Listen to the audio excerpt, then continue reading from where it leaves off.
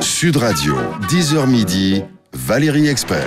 Vous êtes trop jeune, mais oui. Belphégor, Arthur Berned, je chez ne savais Libretto. pas Je savais du pas que tout c'était un que livre. c'était un livre. Moi non en fait, plus, je n'osais pas le dire, j'avais un peu honte. Ça a été édité en feuilleton, je crois, dans les années 1927, dans un journal français, ça s'appelait Le Parisien, je crois. Et c'est, alors, moi, Belphégor, j'avoue que c'était Petit Parisien. Oui, c'est une de mes plus grosses frayeurs enfants. Ouais. C'est-à-dire que ça se passe dans le musée du Louvre. On voit ça. Et puis alors, la musique, elle était absolument extraordinaire. Et puis vous avez un tombeau égyptien qui s'ouvre. Et il y avait cette personne avec un masque qui était joué par Gilbert Bécaud, par Juliette Gréco. Ouais.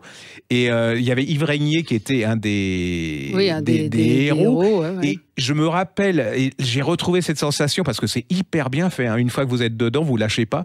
Cette sensation, j'entendais dans le couloir qui menait à ma chambre, le bruit de la robe de la momie qui arrivait et qui allait m'assassiner. Ça a été l'angoisse de beaucoup d'enfants. Ah oui, c'était vraiment extraordinaire. Lisez. Alors ça a été une surprise pour moi, c'est-à-dire que c'était vraiment pas un feuilleton, c'était vraiment pas un livre, et on retrouve absolument l'ambiance qu'il y avait dans cette série. Vraiment, c'est chez Libretto.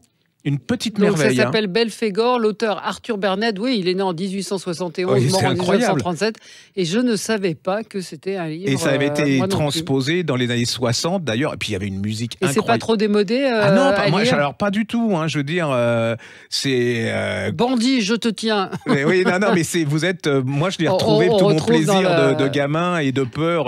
Sud Radio, 10h midi, Valérie Expert.